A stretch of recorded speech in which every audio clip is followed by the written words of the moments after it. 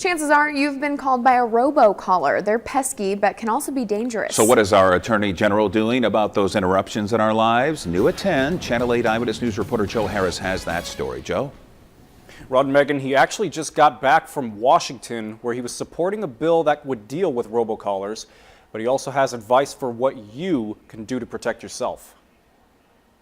This is your final courtesy call before we are unable to lower your credit card interest rate. Robocalls. You've probably gotten them. And Nebraska's Attorney General Doug Peterson says they're more than an annoyance. They harass and scam consumers. A limited time offer, and you must respond immediately. Press 9 now. He says robocalls are the most frequent complaint his office receives. He was in Washington, D.C. this week, where he and other attorneys general were urging Congress to support a bill that would launch a nationwide effort against these calls. We delivered that letter and said, look, this is an issue we all deal with in our states, and federal legislation in this issue would be very helpful. Back home, State Senator Steve Halloran has a bill that would ban callers from sending fake caller ID numbers that look like their local numbers when trying to scam people. Peterson says he admires Halloran's efforts, but that he doesn't know how enforceable his bill would be if passed. I think when you deal with our interstate phone system, federal legislation probably is really going to be more effective than state. Peterson says his office is trying to educate Nebraskans on how to prevent scams,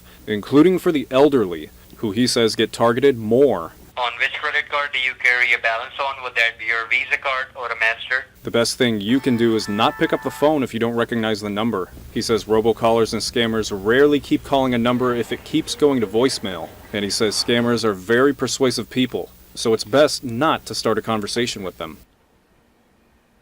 Now, for more information on how to deal with robocalls, or if you want to report a scam, we have the link on our website, klkntv.com. Just click on the story. All right, some good advice. Thank you, Joe.